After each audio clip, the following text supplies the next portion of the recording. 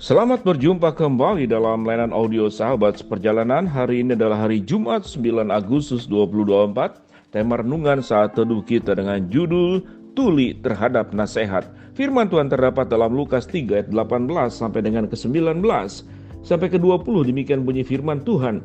Dengan banyak nasihat lain Yohanes memberitakan Injil kepada orang banyak. Akan tetapi setelah ia menegur raja wilayah Herodes karena peristiwa Herodias, istri saudaranya, dan karena segala kejahatan lain yang dilakukannya, raja itu menambah kejahatannya dengan memasukkan Yohanes ke dalam penjara. Mari kita berdoa. Bapa yang di dalam surga, biarlah kami menjadi orang yang rendah hati, dimulai dari sebuah kemampuan untuk menerima nasihat dengan terbuka dan dengan hati yang penuh dengan ketulusan. Dalam nama Tuhan Yesus kami berdoa, amin. Shalom sahabat seperjalanan yang dikasihi Tuhan. Sebuah catatan dalam Lukas pasal 3 ayat 18 sampai ke 20. Di sini kita bertemu dengan sebuah peristiwa sesosok pribadi orang yang berkuasa yang bernama Herodes, yang punya telinga namun tuli terhadap nasihat. Bagaimana dikatakan tuli terhadap nasihat? Yohanes memberikan teguran. Dengan banyak nasihat lain Yohanes memberitakan Injil kepada orang banyak. Akan tetapi setelah ia menegur raja wilayah Herodes karena peristiwa Herodias, istri saudaranya, dan karena segala kejahatan lain yang dilakukannya, raja itu menambah kejahatannya dengan memasukkan Yohanes ke dalam penjara. Herodias adalah istri yang diambil oleh Herodes dengan cara menikahi masih dalam saudara sepupunya sendiri, masih dalam lingkaran, dan itu ditegur. Tentu kita tahu dengan jelas secara kedokteran menikah dengan orang yang masih ada hubungan darah itu akan menimbulkan sesungguhnya kecacatan fisik yang bisa terjadi. Mari kita akan lihat sendiri, belajar, kita boleh bertanya kepada dokter yang kita ketahui, dan itu menjadi sebuah aturan. Aturan baik secara budaya, aturan secara kemudian juga kesehatan. Tentunya juga firman Tuhan juga memberikan arahan kepada hal tersebut. Sahabat seperjalanan yang dikasihi Tuhan, oleh sebab itu Yohanes memberikan teguran. Dan kita melihat setelah ditegur seperti demikian, Herodes sendiri mengakui Yohanes adalah orang yang benar, sehingga sewaktu Herodes itu akan memenggal kepala Yohanes Pembaptis, dia merasa dan dia berkata, orang ini benar, orang ini saleh, tidak ada kesalahan. Namun dia takut dengan tekanan daripada orang banyak, dan juga karena itu permintaan daripada istrinya sendiri yang bernama Herodias. Tidak hanya Herodes, Herodias, dua-duanya sama. Dua-duanya sama. Mereka punya telinga namun tidak mendengar, atau dengan kata lain tuli terhadap nasihat. Sahabat seperjalanan, suatu kita mengasuh anak-anak kita, kita punya keturunan anak dan cucu kita.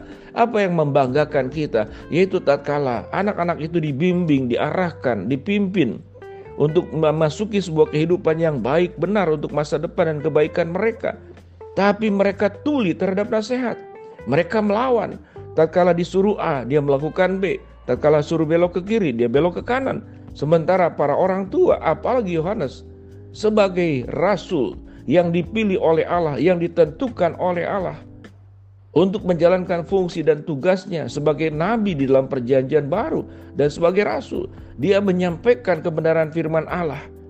Dan seyogianya Herodes mengakui bahwa di atas ke dirinya sebagai orang raja ada kekuasaan yang lebih tinggi, yaitu Tuhan yang menciptakan alam semesta, yang menjadikan manusia, yang memberkati manusia, dan juga yang bisa menghukum manusia kalau kemudian melakukan tindakan-tindakan yang bertentangan dengan firman Tuhan. Tetapi firman Tuhan berkata pada bagian ini, Herodes karena peristiwa Herodias istri saudaranya dan karena segala kejahatan yang dilakukannya, raja itu menambah kejahatannya dengan memasukkan Yohanes ke dalam penjara. Kita tahu dengan jelas seseorang kalau sudah terlalu kaya, terlalu berkedudukan, terlalu berpengaruh, apalagi termasuk orang yang terlalu pandai, maka orang makin pandai biasanya makin sulit mendapat nasihat. Orang yang semakin punya kedudukan tinggi makin sulit dia turun ke bawah. Makin sulit dia membuka telinganya untuk mendengarkan nasihat. Dan dia mengatakan tidak ada seorang pun yang bisa mengatur hidup saya. Saya pimpinan, saya raja, saya atasanmu.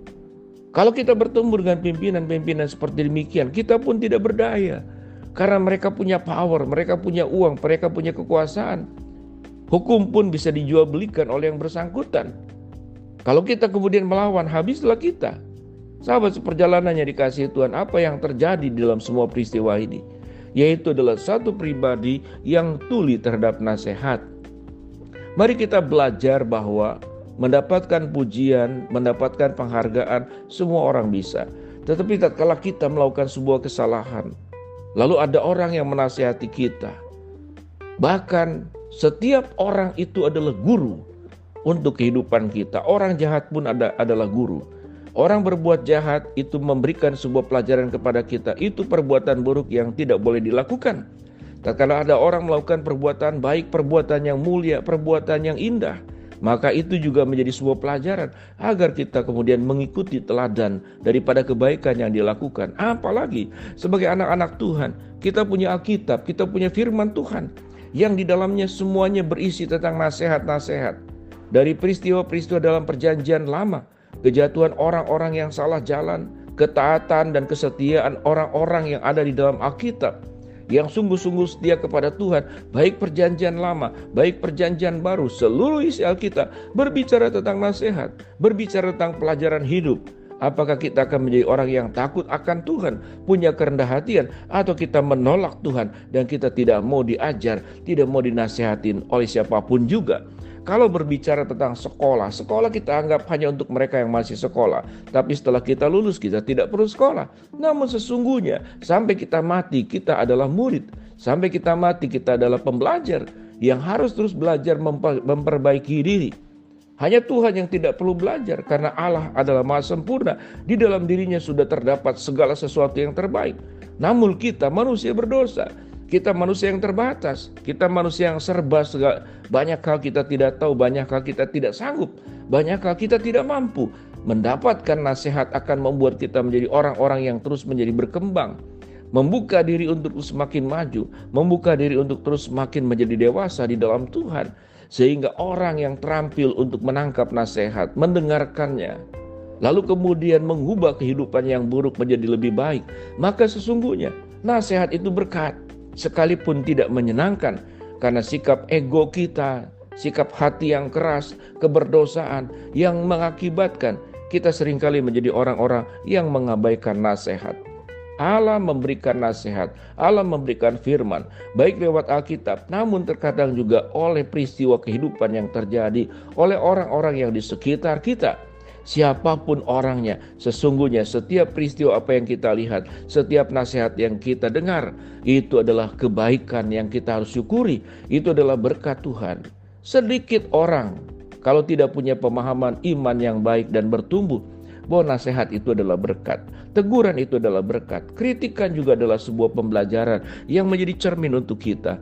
Marilah kita menjadi orang yang tidak tuli terhadap nasihat, tetapi punya kerendah hatian, yang telinganya selalu terbuka kepada pengajaran yang Tuhan sediakan lewat firman Tuhan, lewat orang-orang sekitar, lewat peristiwa kehidupan. Jadilah orang yang bertumbuh, jadilah orang yang rendah hati, jangan jadi orang yang bebal, keras kepala, menutup telinganya terhadap segala nasihat-nasihat yang baik. Di dalam peristiwa ini contohnya adalah Herodes dan Herodias. Mari kita berdoa. Bapa dalam surga, terima kasih buat kebenaran firman Allah yang kami pelajari.